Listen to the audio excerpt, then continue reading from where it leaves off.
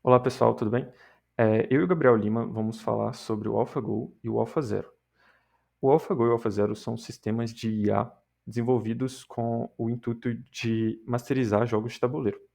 Eles são considerados IAs fracas porque eles são focados em uma tarefa específica e em executar ela de maneira sobre-humana.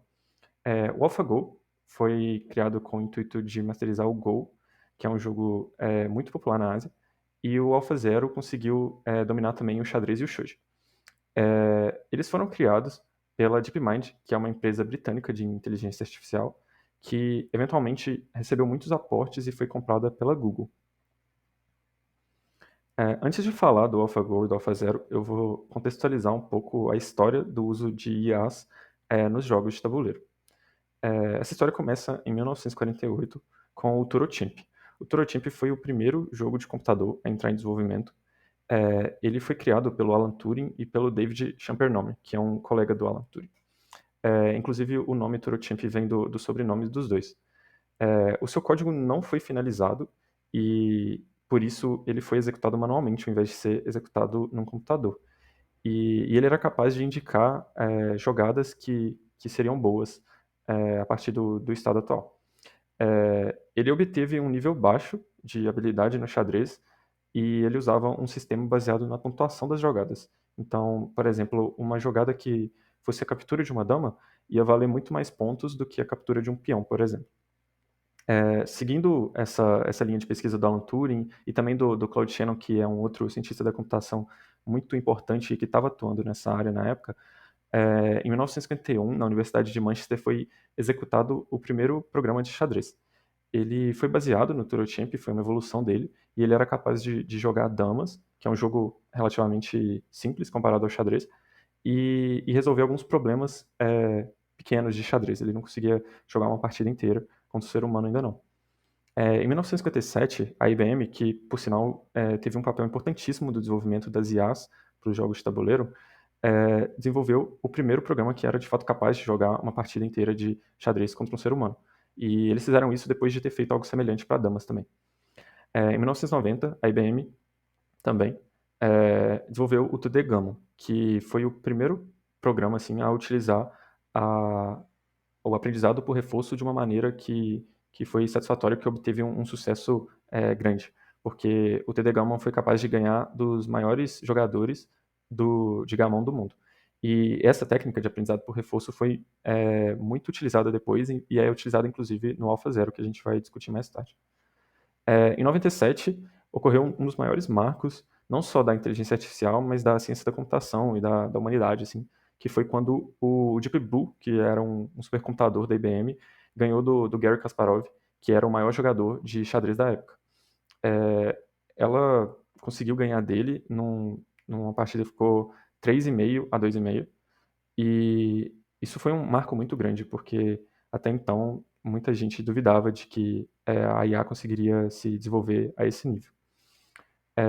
Em 2015 surgiu o AlphaGo e em 2017 surgiu o AlphaZero, que são os focos da nossa apresentação e que a gente vai falar com mais detalhes mais tarde.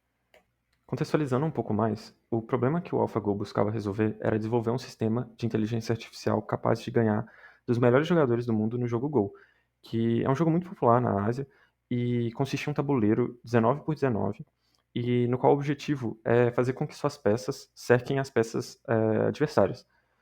No caso, o jogador que ganha é o jogador que tiver as maiores regiões cercadas. O problema disso é que o Go é um jogo muito complexo. É um jogo com um tabuleiro muito grande e que permite cerca de 200 movimentos por jogada, enquanto no xadrez são apenas 20. E por isso, essa tarefa parecia impossível. A comunidade dos jogadores de Go do mundo acreditavam que a IA não seria capaz de bater os melhores jogadores do mundo. Porém, a DeepMind usou uma estratégia diferente para conseguir resolver esse desafio.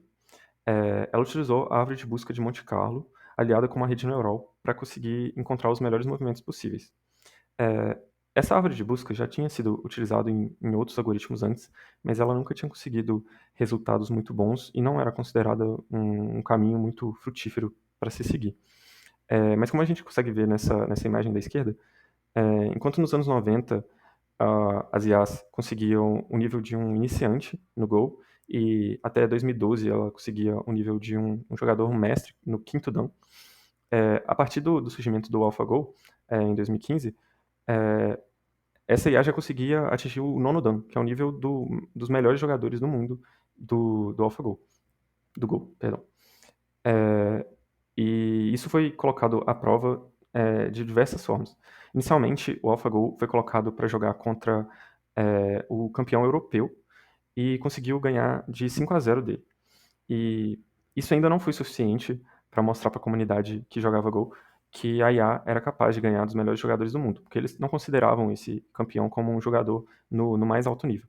E para isso, a DeepMind promoveu um evento para jogar o AlphaGo contra o Lee Sedol, que é esse jogador aí na direita, na imagem da direita, que era considerado na época o melhor jogador do mundo. E depois de 5 dias, cada partida de Go era jogada em um dia, o resultado foi 4-1 para o AlphaGo. E isso foi um resultado surpreendente tanto para o lado da inteligência artificial quanto para o lado dos humanos, porque depois dos primeiros jogos ficou muito claro que a IA era muito superior aos humanos. E o jogador, o Lee Sedol, durante todo o tempo ele parecia angustiado e sem entender o que a IA estava fazendo, mas mesmo assim acabava perdendo os jogos. Mas foi muito surpreendente porque no quarto jogo o Lee Sedol conseguiu ganhar do AlphaGo. E uma das jogadas dele foi considerada uma jogada de Deus, porque era uma jogada que apenas 1 a cada 10 mil dos jogadores faria, e foi uma jogada que conseguiu mudar completamente o rumo do jogo, e foi a partir da intuição dele e do pensamento que ele conseguiu ganhar do IA, que já era considerado um feito muito, muito impossível para um ser humano, a esse ponto. Isso até hoje é considerado um dos maiores feitos nos esportes, porque realmente era um nível muito acima do dele. Após o AlphaGo conseguir ganhar dos melhores jogadores do mundo, a DeepMind resolveu aposentar ele e depois anunciou o seu sucessor, que era o AlphaGo Zero. O AlphaGo Zero tem esse nome porque ele não utilizava nenhum conhecimento prévio para melhorar no jogo. Ele apenas jogava contra si mesmo usando o aprendizado por reforço. E depois de pouco tempo de treino, ele conseguiu vencer o AlphaGo original, que ganhou do Lee Sedol, por 100-0. Eventualmente, o AlphaGo Zero também foi aposentado porque a DeepMind desenvolveu o AlphaZero, que era uma inteligência artificial mais geral. Ela conseguiu aprender as regras do Go, do xadrez e do Shogi, sem nenhum conhecimento prévio. E, eventualmente, ela ganhou de todas as IAs que estavam no estado da arte dos jogos de tabuleiro. Ela demorou 4 horas para vencer o Stockfish, que era do xadrez. A gente pode ver aqui nesses gráficos que ela superou a classificação Elo do Stockfish, do Elmo em 2 horas e do AlphaGo Zero em 8 horas.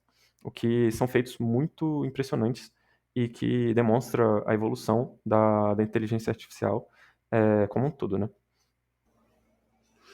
Agora vamos falar um pouco sobre as questões mais técnicas que estão por trás do sucesso, tanto do AlphaGo quanto do AlphaZero.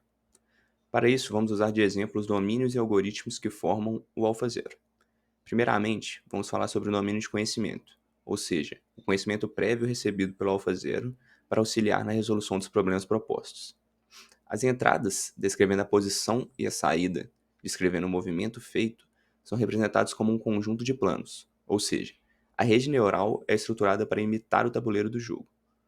O AlphaZero é introduzido com um conhecimento prévio das regras do jogo, para que não sejam feitos movimentos proibidos e para que ele saiba quando o jogo acabou em suas simulações.